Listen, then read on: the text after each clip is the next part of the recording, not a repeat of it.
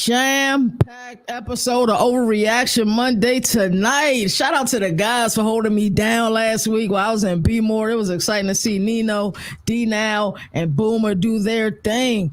Jamarcus Russell getting into some trouble for stealing some money? Bro, you had an opportunity to make things right after your career was over, but that, I don't know. Me and D-Now will discuss that a little bit further later. EA Sports College Football 25 released some rankings and some team rankings, and I don't like them at all. We're going to talk about that as well. Also, On3 released a piece talking about some of those must-watch coordinators that'll be shoe-ins for head coaches at the end of the season. Only on Overreaction Monday. Yes, sir. Yes, sir. Today I am the governor of college football. Yes, sir.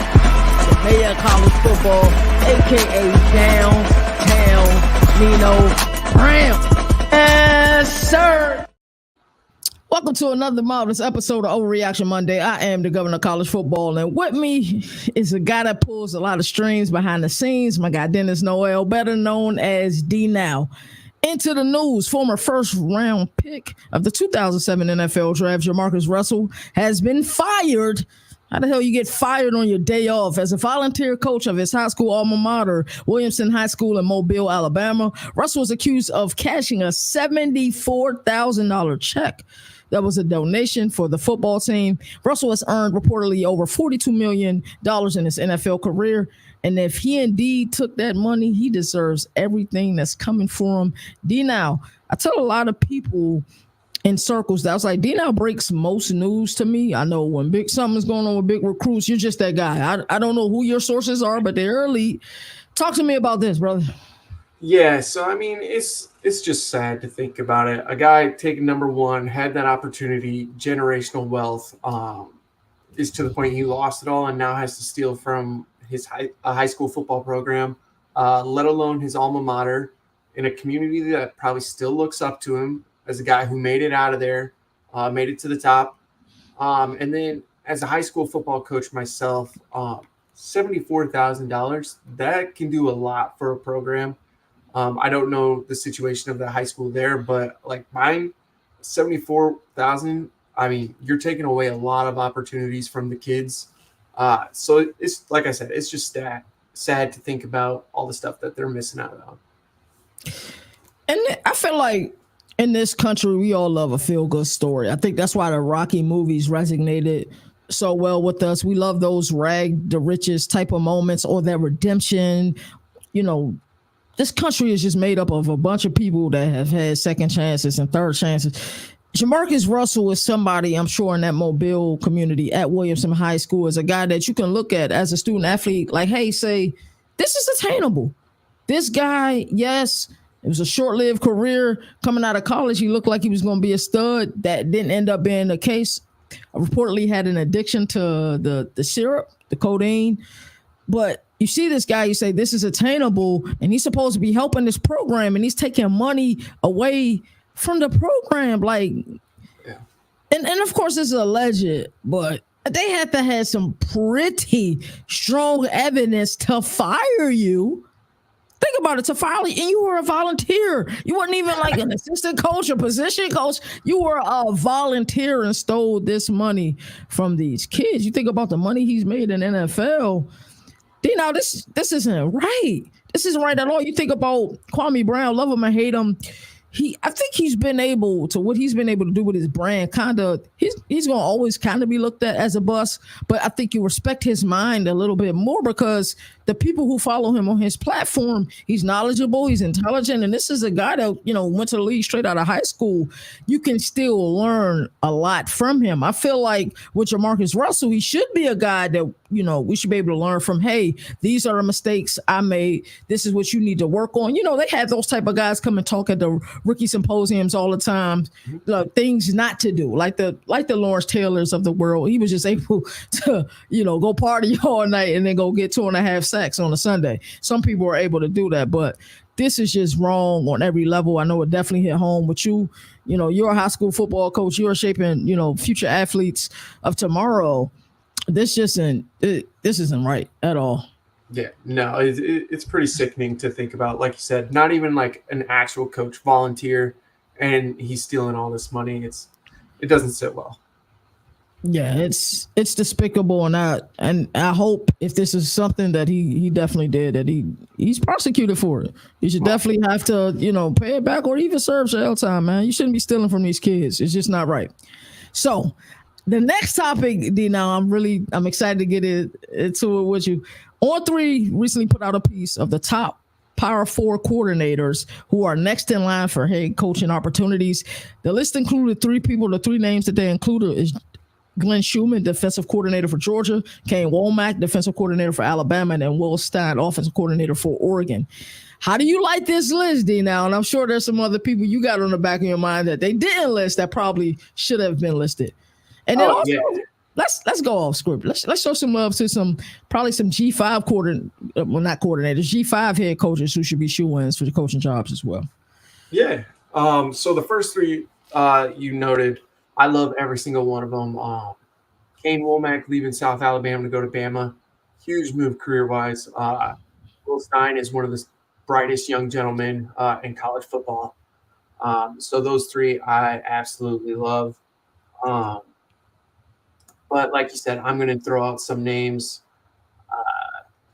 that I think should be on the list as well. I'm going to go OC-wise. I'm going to obviously Garrett Riley if he's unleashed. Smart. Kyle Flood from Texas. I think. Oh, yes. The way he's kind of rebounded his brand-wise would be great at any program. Andy Kotelnicki at Penn State. Yep. Another offensive genius. Charlie Weiss Jr. with what he's doing at Ole Miss again. And my final one for offensive coordinator-wise, I'm going to go with Kirby Moore from Missouri. I think he's a smart, upcoming gentleman. Whether it's a smaller Power 5 or a G5 school, I think he's going to be a head coach. Defensive-wise, I would have started with Morgan Scalley from Utah, but you saw the piece? Said, yep. He's going to be tapped as the coach in waiting, which is surprising because I don't see Kyle going anywhere for a long time. So that was actually kind of surprising to me. And he's one of the longest tenured coordinators in the sport right now, too. Yeah, I think he's like second or third. Him, Gundy, and Ferentz, I think, are towards the top. But I will say Blake Baker, LSU, if he can replicate what he did at Missouri this year for a bigger program like LSU, he's going to be snatched up pretty quick. Dan Todd Lynn at USC, if he can kind of bring the defense that UCLA had to USC, I think you'll have to agree with that. Will rise. And then finally, I'm going to go Phil Parker, Iowa. I don't see him leaving.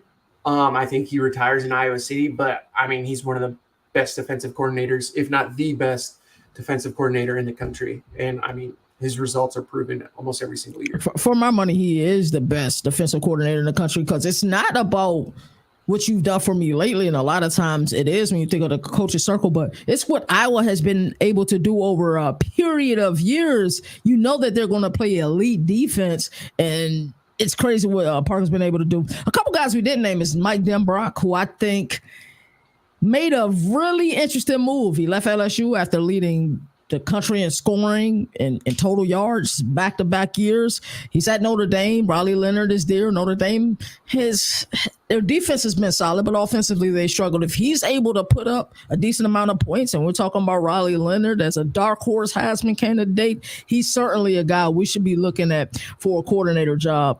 Another guy, Colin Klein, he left Kansas State. I didn't think he would do it. I wanted to see what he did this year before I put him on that list. Yeah. And it'll be interesting. He's going with Coach Elko. We know that Texas A&M has an immense amount of talent. They have an immense amount of resources. But like you said, just one of those things. I think it can be a career move where, you make this move and then, yes, you're next in line. Or it can also be a move where you can fall back like, maybe I should have stayed home in a Little Apple where I know and continue the success from there. So I think we had a great group of coaches there. I like this. Give me a G5 head coach right now that you think is probably next in line for a coaching job. I'm going to throw Power 4 coaching job. Jason Candle here in Toledo. His name was thrown out there for Northwestern and Michigan State, as well as even Ohio State's offensive coordinator position, which I thought would have been a great move for him to make career-wise, especially once they get Will Howard the kind of offense he runs here in Toledo would have fit a little bit better than I think what Chip Kelly's going to bring. And then another name I want to throw out there is Mac Leftwich, Texas State's offensive coordinator. Again, I don't see him leaving. I see him and Kenny kind of like this for the long term. But he's just a brilliant offensive mind that I think could get looked at from some of the smaller schools. Last year, I said it last year, especially for a guy like Kirk Cinetti, but I also said it for this guy in Liberty, Jamie Chadwell. You look at his body of work, what he was able to do at Coastal Carolina. He was able to go to Liberty and get the same amount of success in Lynchburg, Virginia. He should definitely be one of those guys who are getting looks for a head coaching job at the P4 level. But we know what you all are here for. We are 15 days away, if you got the deluxe version or better, from the release of EA Sports College Football 25. They got a deep dive video coming out tomorrow. I will be doing a live reaction to that video over on the Governor of College Football. Let's look at these top defenses, offenses, and overall rankings. We're going to start with defenses first. Defense wins championship, and D now is a defensive expert. We got number 1, Ohio State. Number 2, we got UGA. Number 3, we got Oregon. Number 4, we got Alabama. Number 5, we got Clemson. Number 6, we got Notre Dame. Number 7, we got Michigan. Number 8, we got Texas. Number 9, we got Penn State. Number 10, we got Utah. D, now tell me what you like about the list, and tell me if there was a team or two you thought that might have been left off of this top 10. Yeah, so I don't have an issue with the 10 teams that are on this list per se. I think the order is kind of out of whack. I think Georgia's defense is probably going to be better than Ohio State's. And I think Alabama's defense is going to probably be closer to 8, 9, 10 time frame or area. Other than that, I don't really see an issue with the 10 teams they picked. But what I do have an issue with is obviously there was the number 4 defense in the country last year that is not on this top 10. Talk that talk. And talk that is talk. Iowa. I mean, they're returning 8 or 9 defensive starters this year. They have one of the best, if not the best, linebacker duos in Jay Higgins, Nick Jackson. They have arguably the best secondary in the country. They have 3 safeties that could be picked in the top 50 in the upcoming draft. All 4 DBs could be picked at some point next year. So not having Iowa in the top 10 defensively, I think is kind of a shocker.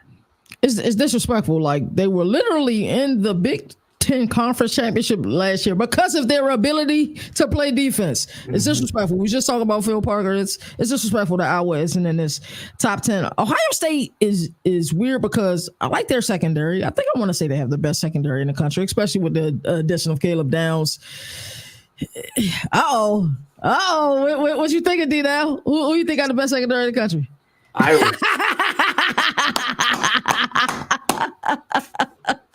So where would you put Iowa at in this top 10 list? I would put them probably 4 or 5. You put them at 4 or 5, and then you said you would have UGA at 1, and you would have Ohio State where?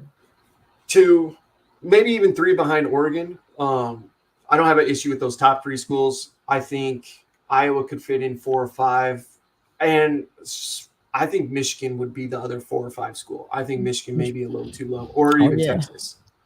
Yeah, those Michigan 3 are kind of certainly going to play some defense this week. You got seeing our guy Boomer say it earlier. If we get to 15K, we are purchasing 2 copies of EA Sports College Football 25. Boomer's going to purchase a copy. I'm going to purchase a copy. Just make sure that you are subscribed, that you comment, and then you're following us on Twitter as well. So let's look at the top 10 offenses and see how we think this thing pan out. But there's a team that I'm upset about, and you probably already know the team already. At number 1, we got UGA. At number 2, we got Oregon. At number 3, we got Alabama. At number 4, we got Texas. Number 5, we got Ohio State. Number 6, we got LSU. Number 7, we got Miami. Number 8, we got Colorado. Number 9, we got Missouri. Number 10, we have Clemson. D, now where the hell is Ole Miss? I was going to say exact same thing. Where is Ole Miss? Like, the Ole Miss disrespect is real. Like, I'm not sure what's going on, but they need to get it together. Yeah, not having Ole Miss on there is pretty criminal. I mean, especially putting Miami on there over them. Like, no offense to the U, but show me what you got before I can put you in the top 10. And I may catch some flack for this, even though he's my dark horse for the Heisman. I think having Colorado in the top 10 is maybe jumping the gun just a little bit. I would agree. I mean, if they hadn't changed coaches, I would have put Arizona probably up there with the QB and the white, and T-Mac. Yeah. One school I'm surprised that's not up there though. Utah. A lot of people sleep on Utah. They got Cam Rising coming back. They got that tight end who's been there for half a decade. Brad Keithy. They got Singer. They got Pittman. They got Money Parker at wide receiver. Their offense is going to make some noise. Clemson to me was the head scratcher at 10. That's like I get it from a schematic standpoint because that's how much we believe in Garrett Riley and his ability to deliver the X's and O's. I get it from a schematic standpoint. I get it that if you're looking at potential Cade Klubnik is certainly one of those people. He'll make a throw every now and then, be like, wow, he has like talent that not many people in this country have. But Clemson, the number 10 offense, a top 10 offense in the country. Same thing, like you said, Colorado, top 10 offense in this country. We got to see them do it at the winter war of attrition on the line of scrimmage before we even say anything, because the way they got bullied last year up front, both offensively and defensively, and of course, they got active in the portal. I'm not really happy with their high school recruiting. I could talk about that for days, but they have been able to make some plays in a portal as far as the offensive line. But I think before we talk about them being top 10, I get it. You know, you got Shador. Shador will be on the Heisman watch. Travis Hunter is one heck of an athlete, and I think his season was cut short 3 games last year with the injury against Colorado State. It'll be interesting, but I just think that Ole Miss should be in here. I think they should be in there with, you know, what they have in Harris, what they have in Caden Prescorn, what they have in Jackson Dart. There's no way that they shouldn't be in the top 10 of offenses. D, now, shall we get into the top 10 overall? Let's do it. Yeah, all righty, let's get it. Georgia, rated number 1 at 95 overall. Ohio State, 93 overall. Oregon, 93 overall. Alabama, 92 overall. Texas, 92 overall. Clemson, 90 overall. Notre Dame, 90 overall. LSU, 90 overall. Penn State, 88 overall. Utah, 88 overall. How are we feeling overall about this list? There's some teams that I think should be missing. Obviously, if my eyes don't deceive me, Ole Miss isn't on there. Why aren't they a 90-plus school? Right. I feel Michigan should probably be pretty close to that, if not on the list. I think low-key they may actually be better this year offensively and all around than they were last year, which is saying something since they went 15-0. Outside of those two not being on the list, I feel Bama's too high, but that's just me. I would still put them probably top 10, but like I said, outside Michigan and Ole Miss, I don't really have an issue with this list. I could see Missouri too. I want to see how their defense is though now that they lost their DC. That's my big question mark. Yeah, this is interesting. I feel like Missouri and Ole Miss should be in here, just like the teams that you were taking. It looks like EA Sports is definitely with Nino and Andy and a couple other people as far as LSU and what they think Eric Nussmeier will be able to do this upcoming season.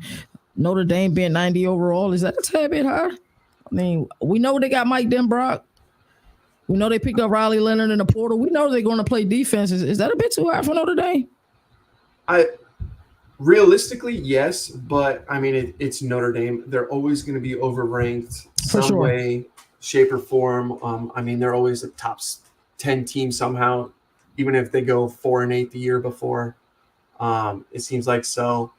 It is overranked, but at the same time, it's not, if that makes sense. Right. Prestige matters in EA Sports College Football 25. It's always mattered in the game. So I can certainly see a point there where they're there. Oregon.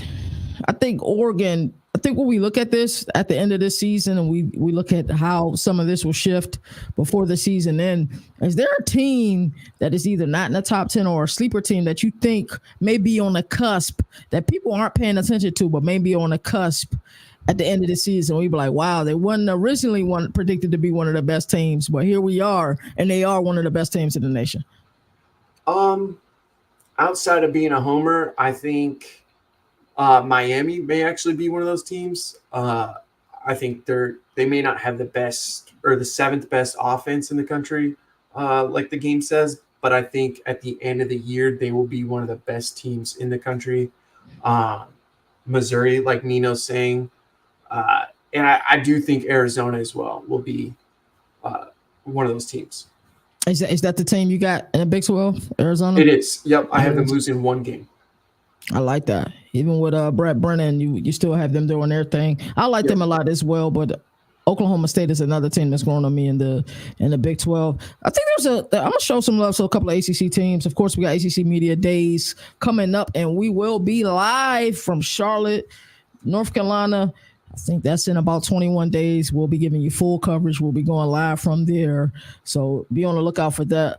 I'm going to show some love to Virginia Tech. I think they have one of those teams that is just under the radar. Brent Pry Company is just comfortable being under the radar, but they're going to be able to play defense. Kyron Drones, if you haven't seen him play yet, he is must-see TV. So that's a team that I'm excited for. And I know our boy Nino is excited for BC this year as well. Any other final comments? Of course, we do get a video released by EA Sports tomorrow. Any other final comments? I would say, looking at this list, re-looking at it, no Oklahoma on defense or top 10. Nowhere. Yeah. I didn't realize that. That's pretty surprising. That's disrespectful.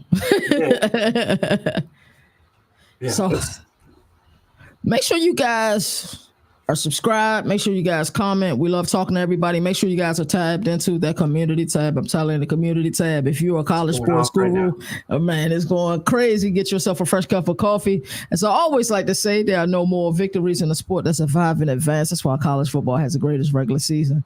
And until next time, y'all already know what it is. Hey, man. One. Yes, sir. Today I am the governor of college football. Yes, sir. Mayor of college football, a.k.a. Downtown Nino Brown. Yes, sir.